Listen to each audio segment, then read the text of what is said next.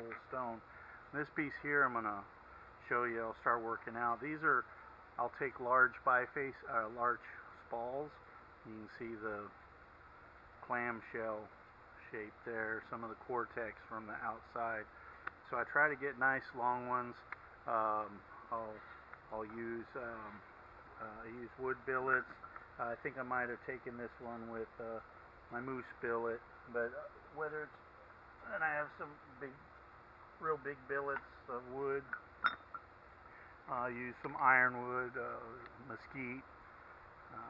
I like dogwood, so I'll show you how well the dogwood works on. So again, here you can see how you can, one of the things with doing slabs is that if you just do slabs all the time instead of bifacing the whole stone, or taking large spalls like this and doing your bifacing off of that, is you kind of lose the ability to do this. And for me, it's important because, you know, I'm part of what I do is based on being able to survive, and, you know, I think down the road maybe some big huge cataclysmic thing could happen, and I want to be prepared to live in the remotest areas that are possible away from people and having the highest likelihood of survival. So at any rate, but I recognize though that for materials that, you know, I'm trying to get banding with obsidians to get, you know, the different rainbows or stuff, you need to cut it at a certain angle, and I'm certainly not against that for preserving. But as you can see, you can preserve stone pretty well if you have a decent amount of skill on bifacing and reduction.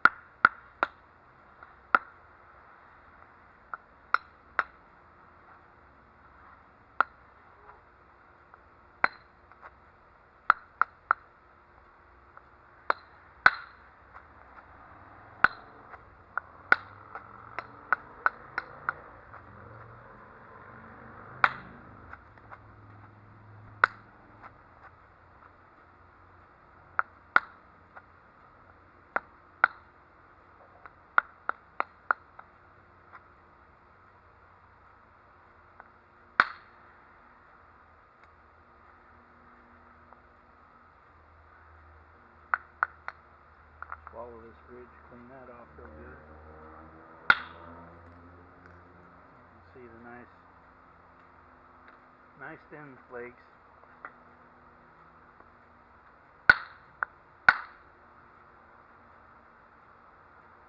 Blended that out.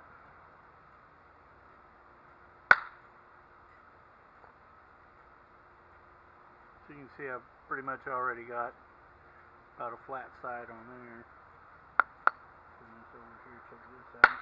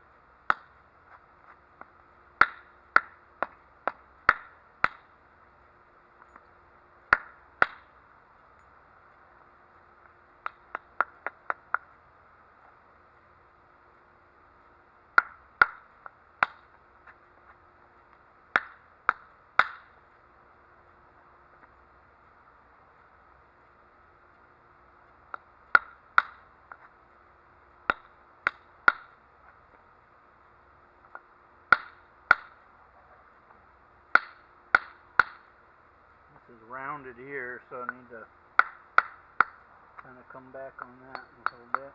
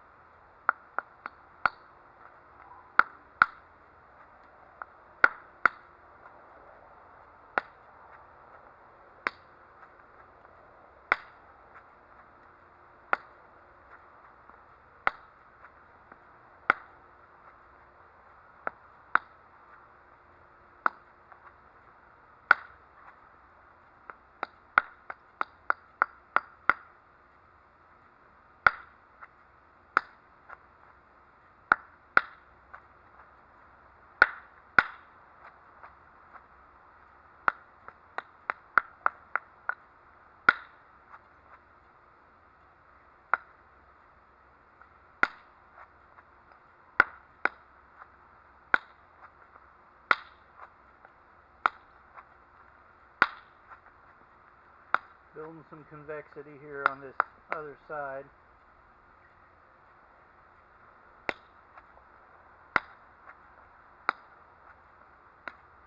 Got a delta right there. Gonna try to. What I like to do with these deltas, just take this hard stone here, work that.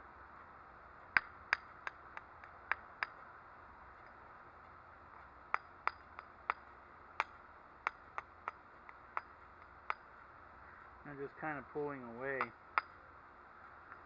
You know, I mean,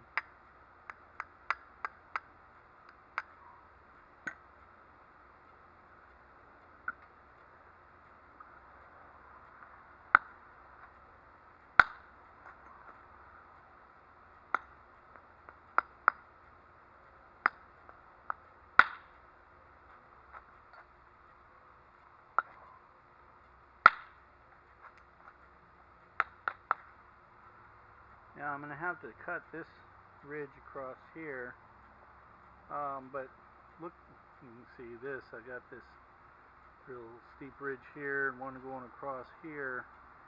Looking at it from this side, you know, when I'm trying to envision what I'm going to do, I'm going to lose this right here anyways.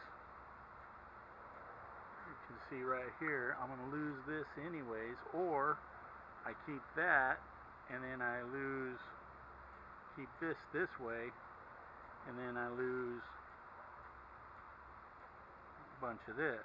Well, seeing how I got this to deal with, I'd rather keep this side, and you just keep working this, and then eventually the opportunity will arise to take it out.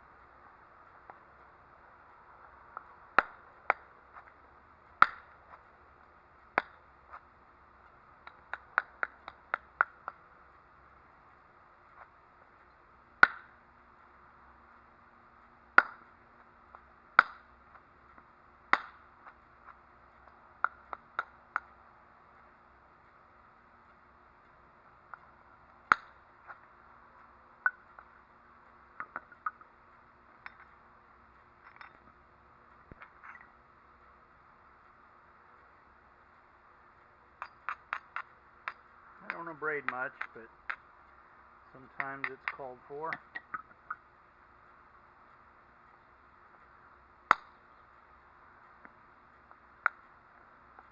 didn't really matter that right there.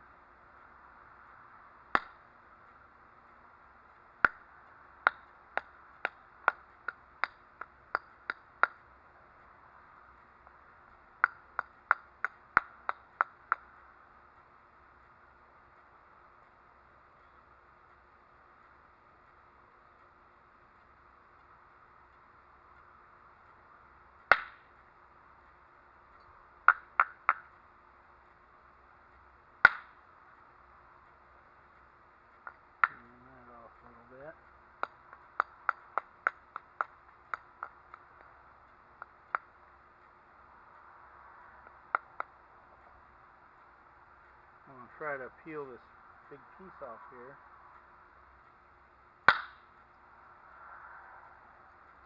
You can see how much that took off right across there. Just setting that up. Now I'll come back over here, set this up, take this ridge off here.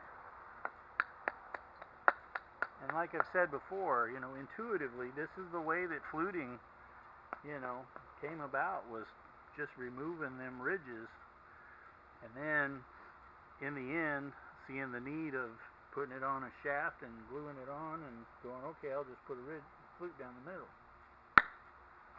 Should have pressed that a little more.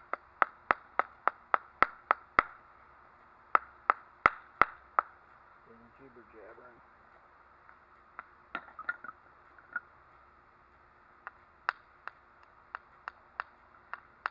I like using this little stone for setting up those platforms, because it just makes nice little pieces, and it cuts through these deltas. See, with this delta here, I ain't getting nowhere.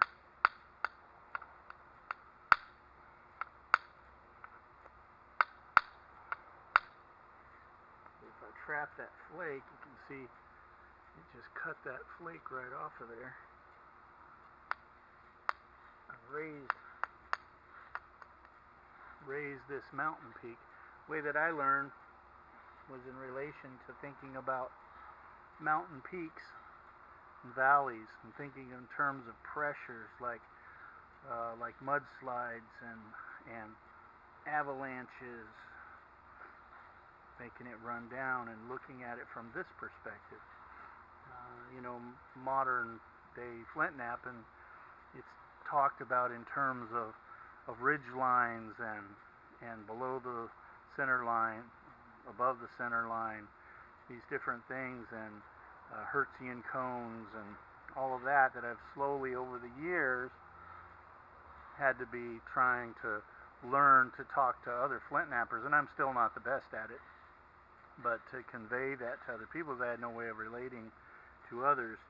Just like on the back when I showed you that bulb that's on there, the way that I learned was in relation to the mollusk shell, or somebody was by the coast, I suppose they'd say a clam shell or something, but that mollusk shell flake going out. So learning in terms relating to nature versus scientific terms.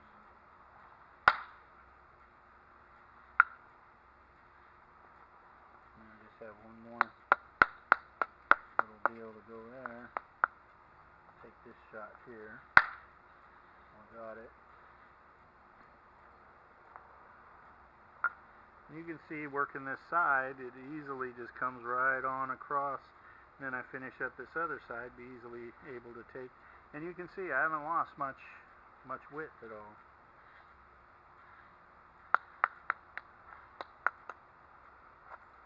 So keep talking.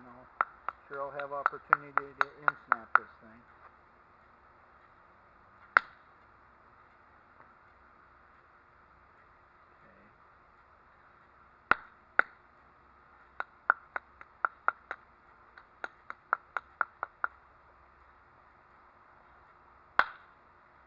Nice, thin, long flakes. Okay, now I'm going to try to take this ridge across here, flatten that out. One more shot. Still have one more right next to it. Just getting there.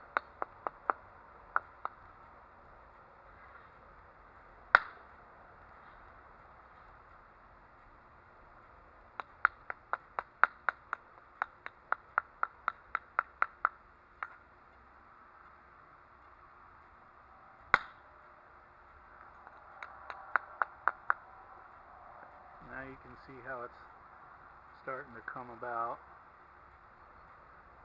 This side's nice and flat. I'll need to take some of this down still and make it convex, but it's getting there. I'm going to go ahead and stop the video. Start another number 2. Just because this camera I have problems with.